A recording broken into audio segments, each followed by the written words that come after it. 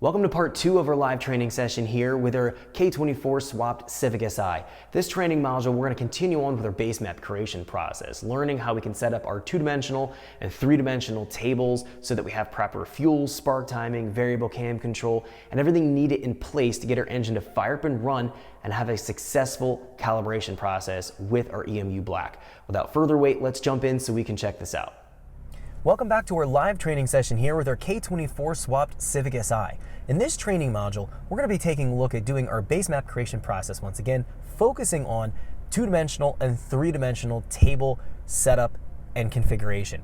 So this is going to be looking at fuel, spark timing, and variable cam control, making sure that we have good starting values in our 2-dimensional and 3-dimensional tables. When we fire up the engine, we'll have a good starting point. That's the whole purpose of a base map. Now, the last tutorial, we focused on setting up our inputs and outputs, making sure the outputs were functional to the wiring that we have in our vehicle and our jumper harness, and also making sure that our inputs were configured properly and calibrated properly. So we know everything is in order on the inputs and outputs. It's now going to be left up to looking at our 2-dimensional and 3-dimensional tables. So what we're going to do here is jump right into our EMU black software, and we're going to start going through all of the 2-dimensional and 3-dimensional tables that are pertinent that we need to go and deal with right now to have the engine fire up and run and have a successful chance at calibrating.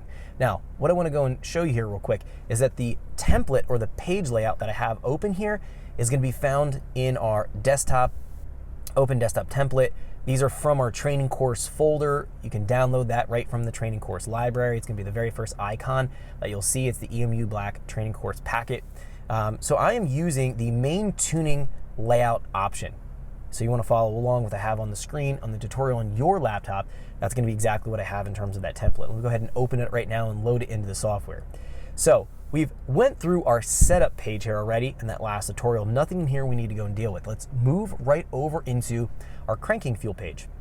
Now we're going to move from left to right in terms of our tabs here at the top. So we'll go from cranking fuel, fuel compensation, Excel, and move on and on all the way across from left to right. These will have everything we need to go and modify for this particular engine for control and to access all the 2-dimensional, 3-dimensional tables. So let's move right here into cranking fuel and let's talk about a few things. So what we're going to find here in the cranking fuel area is that we have our prime pulse table, we have a cranking fuel table. Looking here, we also have after start enrichment and we have our warm-up enrichment. And there's also a start delay, which we're not going to use. And then there's also engine start fuel TPS scale, which we can just leave here at 100.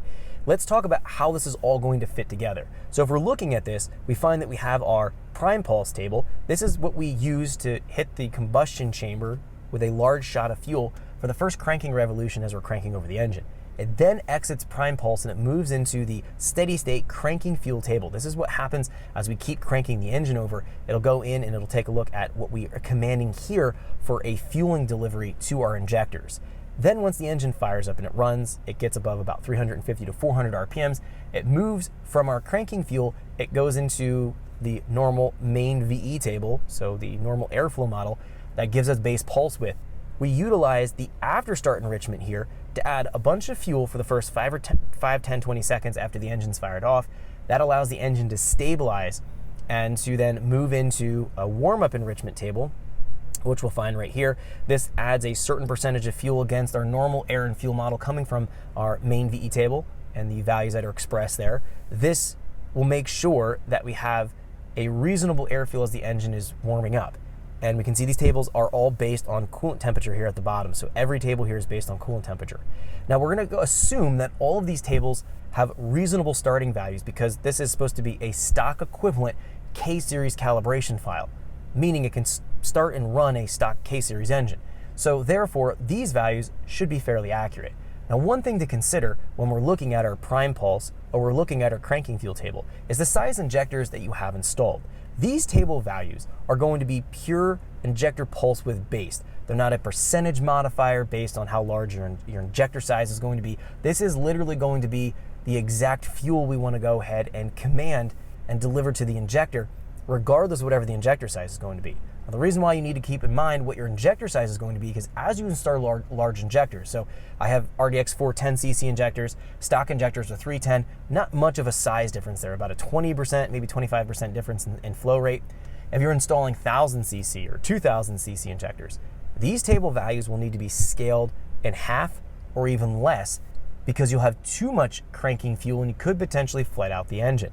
So keep that in mind as you are looking at this and calibrating things. If you're not running an RDX 410cc injector, you have something much larger, you may have to go and turn these values down.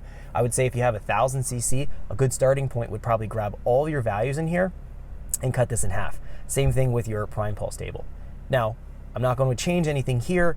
If we look at our after... Thanks for checking out our teaser clip. If you want to see the rest of this video and more than 500 hours of current EFI training we have to offer, make sure you click right here. If you want to go and check out more teaser clips from this training course, click here. And you don't want to miss any of the videos we're going to be releasing on this channel, so make sure you subscribe and click here.